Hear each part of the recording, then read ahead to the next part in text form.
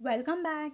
हमने class 12th economics का chapter 3B start किया है, इलास्टिसिटी ऑफ डिमांड। पिछले वीडियो में हमने इस चैप्टर का methods of measuring price elasticity of demand ये पर्टिकुलर टॉपिक स्टार्ट किया है, जिसमें हमने इसके दो मेथड्स ऑलरेडी कवर अप कर लिए हैं, दैट इज रेशियो और percentage method and total expenditure method. So ये दोनों मेथड्स हमने पिछले वीडियो में डिटेल में स्टडी कर लिया है।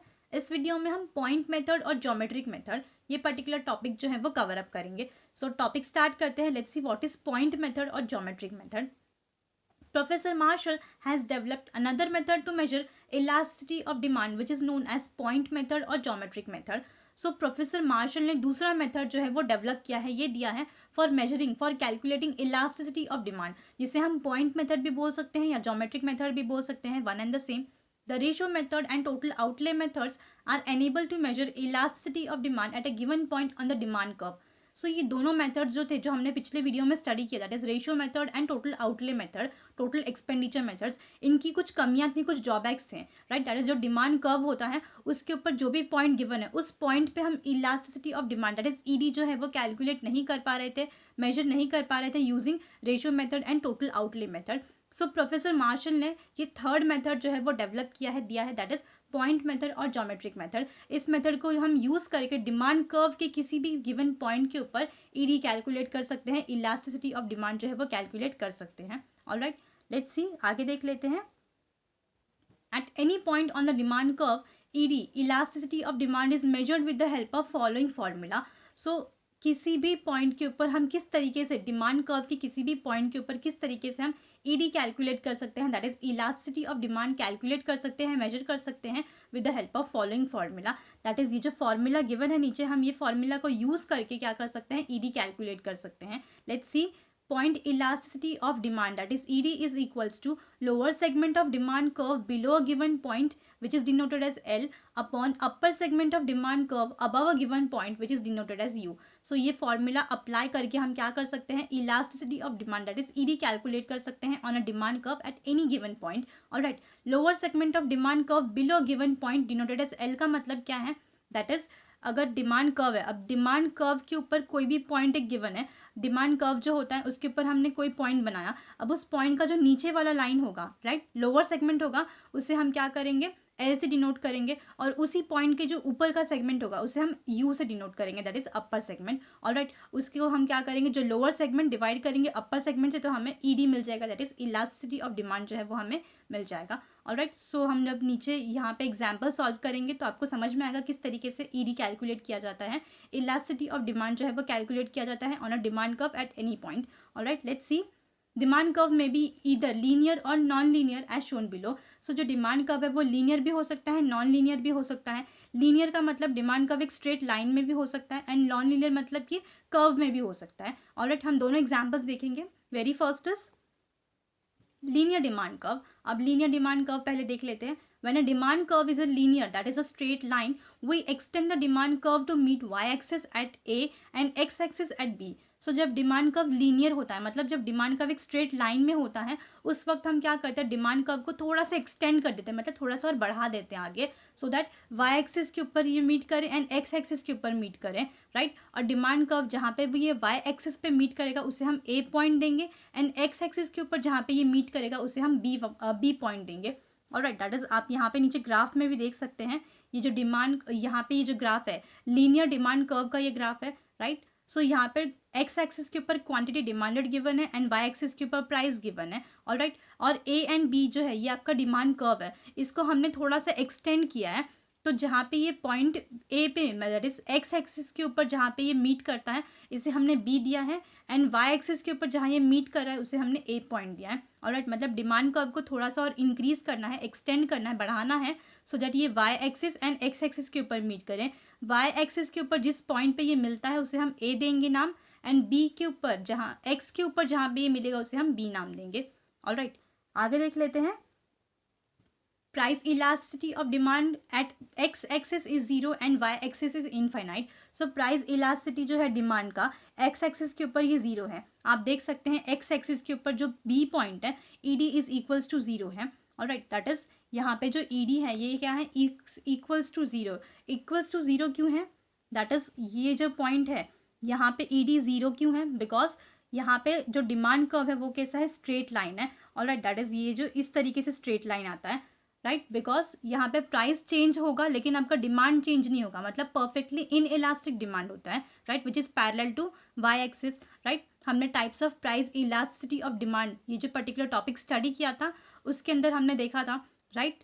एंड जो वाई एक्सिस के ऊपर पॉइंट ए है, ऑलराइट, दैट इज यहाँ पे ई डी इज इनफाइनाइट। इनफाइनाइट क्यों है यहाँ पे, बिकॉज यहाँ पे ये जो है ये कैसे स्ट्रेट लाइन जा रहा है, मतलब पैरेलल टू एक्स एक्सिस है, ऑलराइट। यहाँ पे ये क्या है, ए पैरेलल टू एक्स एक्सिस है, बिकॉज ए यहाँ पे जो डिमांड है वो स्ट्रेट लाइन में जा रहा है, right. So parallel to X axis का मतलब क्या है, अगर प्राइस में ज़रा सा भी चेंज आता है या नहीं भी चेंज आता है तो डिमांड में बहुत ज़्यादा चेंज आ रहा है, इसके लिए E D is equals to infinite, alright. ये जो सिंबल है वो इन्फिनिटी का है, alright.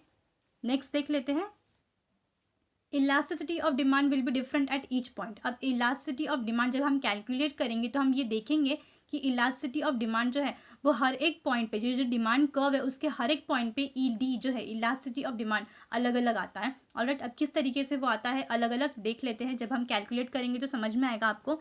Let's C, very first जो है यहाँ पे जो डिमांड कर्व है लीनियर डिमांड कर्व है ये, बिकॉज यहाँ पे स्ट्रेट लाइन है, ग्राफ गिवन है X axis and Y axis. X axis के ऊपर आपका क्वांटिटी डिमांडेड गिवन है एंड वाई एक्सिस के ऊपर आपका प्राइस इन रुपीज़ गिवन है, ऑलराइट। यहाँ पे अलग अलग पॉइंट्स बने हैं, that is A and B तो है, then P, P1, P2, alright. और ये क्या है आपका डिमांड कर्व है। Let's see, let us assume that A B is a demand curve and its length is 8 centimetre. अब हमें ये सिर्फ अज्यूम करना है, यहाँ पे मानकर चलना है कि ए बी क्या है, ये आपका डिमांड कर्व है।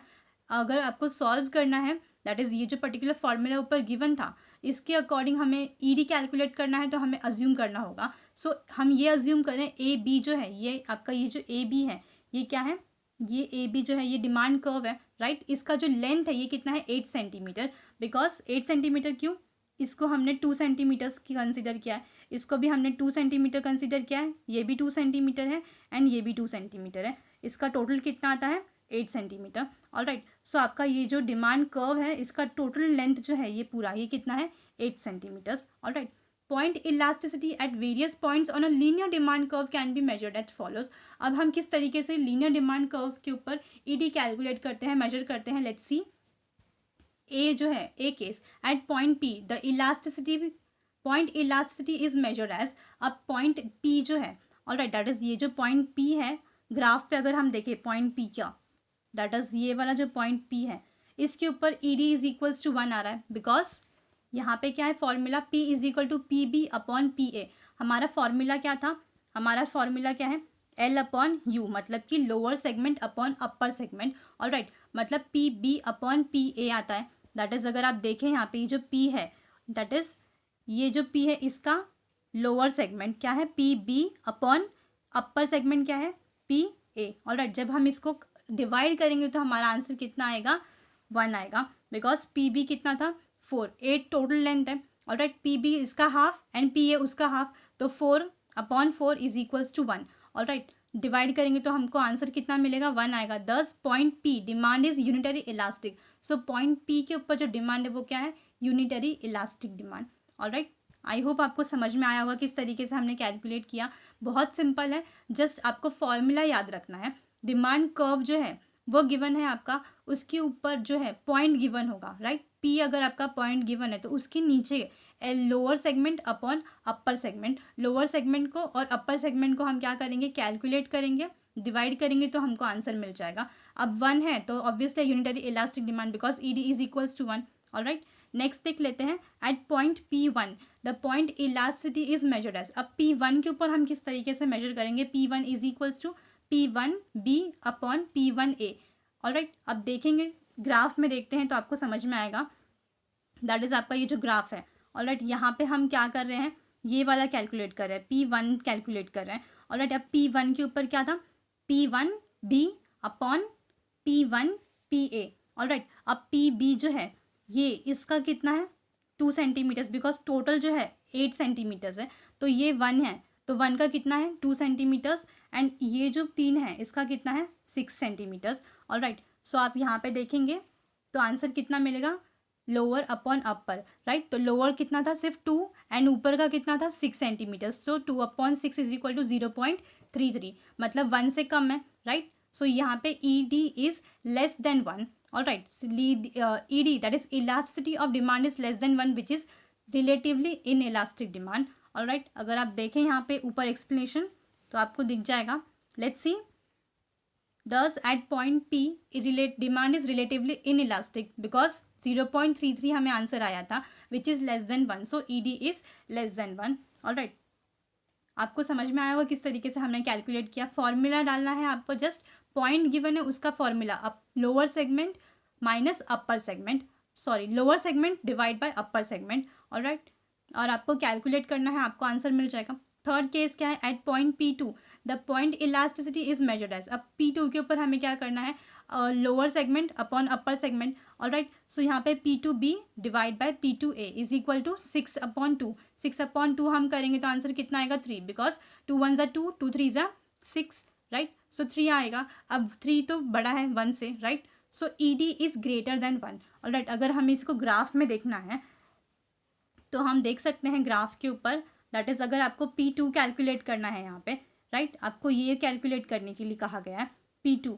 तो अगर आप देखें तो ये वाला जो है ये आपका क्या है, lower segment, that is P2B upon upper segment, alright. Upper segment कितना है, P2A, ऑलराइट। P2B कितना आएगा, ये जो है इसका टोटल कितना है, 6/2, ऑलराइट, मतलब P2A ये कितना है, 2। अब हम इसको क्या करेंगे, देखेंगे 6/2 हमने किया था यहाँ पे, राइट। आप देख सकते हैं 6/2 किया था यहाँ पे, तो हमारा आंसर कितना आया था, 3 है, मतलब 1 से बड़ा है। सो ED is greater than 1 which is relatively elastic demand, alright. Because ED जो है वो 1 से ज़्यादा है, ED इज ग्रेटर देन मतलब कि क्या है, ये रिलेटिवली इलास्टिक डिमांड है, ऑलराइट। नेक्स्ट देखेंगे at point A the point elasticity is infinite perfectly elastic demand. अब यहाँ पे पॉइंट A के ऊपर जो है वो कैसे इनफाइनाइट आ रहा था, बिकॉज जो प्राइस है, अगर प्राइस में बिल्कुल थोड़ा सा भी चेंज होता है या प्राइस नहीं भी चेंज होता है तो डिमांड बहुत ज़्यादा चेंज हो रहा है, राइट। इसके लिए ए के ऊपर क्या है, इन्फिनिटी का सिंबल था जो हमने पहले ही देख लिया था, ऑलराइट। दैट इज़ ये जो ग्राफ है, अगर इसमें ग्राफ में हम देखें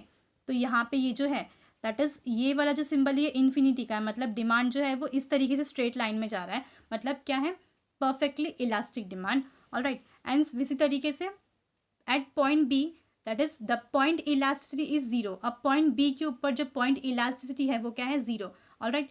सो बी इज इक्वल टू, मतलब ED आपका कितना था, 0, बिकॉज अगर प्राइस में चेंजेस आते हैं नहीं भी आते हैं मगर आपका जो डिमांड है वो बिल्कुल भी चेंज नहीं हो रहा है, so it is perfectly inelastic demand, alright. So ये क्या है, linear demand curve. Linear demand curve के अंदर जो डिमांड कर्व है वो एकदम स्ट्रेट लाइन होता है, उसके अंदर वो जो डिमांड कर्व के ऊपर जिस भी पॉइंट के ऊपर अगर आपको कैलकुलेट करना है आपका ED, तो lower segment divide by upper segment, alright. अगर आप इसको डिवाइड करेंगे तो आपको जो आंसर मिलेगा उसको आपको देखना है कि वो ED अगर इक्वल्स टू 1 है दैट इज यूनिटरी इलास्टिक, अगर it is greater than 1 that is relatively elastic, and if it is less than 1 relatively inelastic demand, alright. और अगर इन्फिनिटी है मतलब कि वो पैरेलल होगा एक्स एक्सिस के लिए, और अगर रिलेटिवली इन इलास्टिक डिमांड है, परफेक्टली इन इलास्टिक डिमांड है, तो वो पैरेलल होगा वाई एक्सिस के लिए, ऑलराइट। आई होप आपको जो कॉन्सेप्ट है वो समझ में आता होगा किस तरीके से है ये।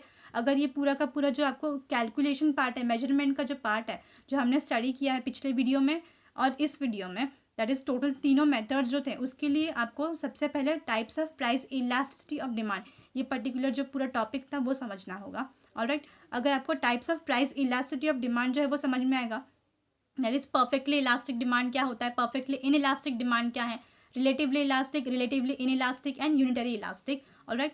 सो आपको ये जो टॉपिक है मेजरमेंट का वो अच्छी तरीके से समझ में आएगा किस तरीके से हम कैलकुलेट करते हैं, ऑलराइट। बहुत सिंपल है, जस्ट थोड़ा सा आपको ध्यान देना है, ऑलराइट। लास्ट देख लेते हैं non linear demand curve. Non linear demand curve मतलब यहाँ पर जो डिमांड कर्व होगा वो कर्व में होगा, मतलब स्ट्रेट लाइन में नहीं होगा, alright. Let's C when the demand curve is non-linear, that is convex to origin, to measure a price elasticity of demand we have to draw tangent AB touching the given point on the demand curve and extending it to meet y-axis at point A and x-axis at point B, alright। so यहाँ पे आप देख सकते हैं यहाँ पर भी graph given है, ग्राफ के अंदर आपको क्या कहा गया, ये नॉन लीनियर डिमांड कर्व है, मतलब इसका जो डिमांड कर्व है वो क्या है, कॉन्वेक्स है। मतलब कॉन्वेक्स का मतलब ये जो है ये इस तरीके से ये जो कर्व बना होता है इसको हम कॉन्वेक्स बोलते हैं, ऑलराइट। सो ये जो कर्व है डिमांड कर्व का DD, ये जो है ये क्या है, कर्व है, मतलब कॉन्वेक्स, राइट। और आपका टेंजेंट हमें ड्रॉ करना है, उसमें क्या बोला था हमको, दैट इज अगर आप देख सकते हैं यहाँ पे आपको क्या we have to draw tangent A B. Tangent का मतलब क्या है, ये जो कॉन्वेक्स ओरिजिन है, मतलब आपका ये जो डिमांड कर्व है, राइट, ये वाला जो डिमांड कर्व है, इसको हमें क्या करना है, टेंजेंट ए बी ड्रॉ करना है। मतलब टेंजेंट मतलब इस कर्व को टच होते हुए ये जो लाइन ड्रॉ हो रही है, इसको हम बोलते हैं टेंजेंट, ऑलराइट, ए बी। और इस टेंजेंट को हमें क्या करना है, एक्सटेंड करना है, राइट, जो कि वाई एक्सिस को टच करेगा एंड एक्स एक्सिस को टच करेगा। ऑलराइट, आई होप आपको समझ में आया होगा किस तरीके से हमें करना है। दैट इज कर्व जो है, डिमांड कर्व, ये जो है इस तरीके से, ये जो कर्व होता है इसको हम कॉन्वेक्स कर्व बोलते हैं। एंड टेंजेंट हमें ड्रॉ करना है, मतलब कि इसको टच करते हुए हमें ड्रॉ करना है।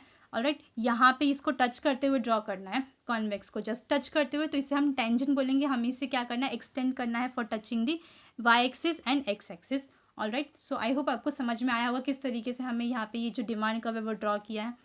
नेक्स्ट देख लेते हैं आगे, इसका फॉर्मूला है, that is ED is equal to lower segment of the tangent below the given point upon upper segment of the tangent above a given point is equal to L upon U. Alright, that is यहाँ पर भी same ही formula, just यहाँ पे demand curve था तो lower segment था, demand curve का यहाँ पे हमें टेंजेंट कंसिडर करना है बिकॉज हमने यहाँ पे कर्व ड्रॉ किया है। ऑलराइट, फॉर्मूला एकदम सेम है, देख लेते हैं यहाँ पे।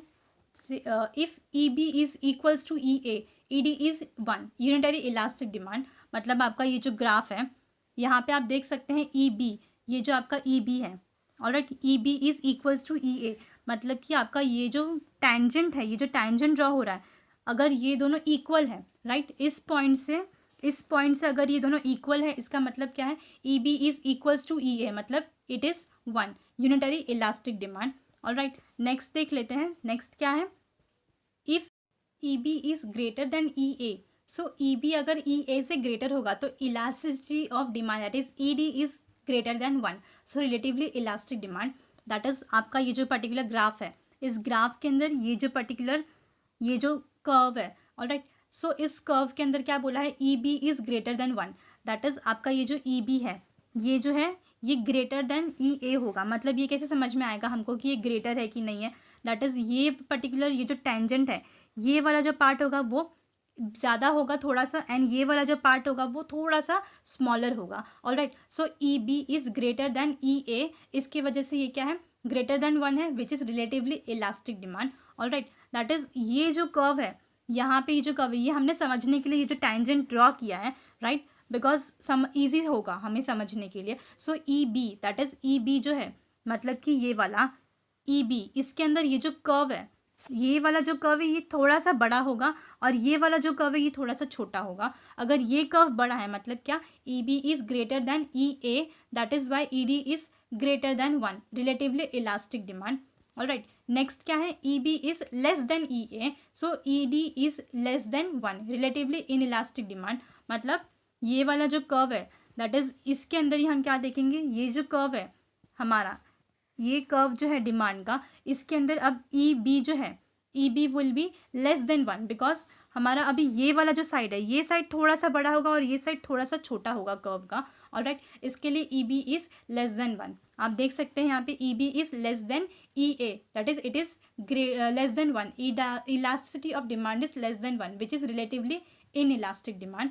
ऑलराइट, सो ये क्या है, नॉन लीनियर डिमांड कर्व के ऊपर हम किस तरीके से प्लॉट करते हैं पॉइंट, एंड किस तरीके से हम कैलकुलेट करते हैं। ऑलराइट, यहाँ पे पूरा कैलकुलेशन का पार्ट नहीं दिया है, जस्ट समझने के लिए आपको बताया है कि किस तरीके से हमें क्या करना है, देखना है, मेजर करना है। ऑलराइट, सो हमने टेंजेंट जो ड्रॉ किया है, दैट इज़ ये जो सिंगल लाइन ड्रॉ की है, हमने स्ट्रेट लाइन ड्रॉ की है, इसी को हमें क्या करना है, कंसीडर करना है।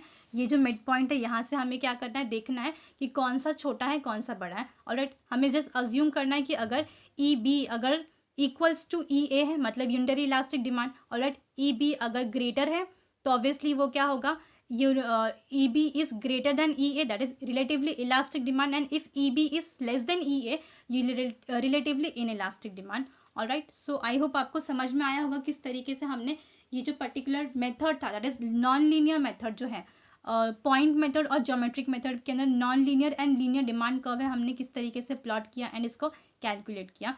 आपको पूरा का पूरा जो मेथड था वो समझ में आया होगा।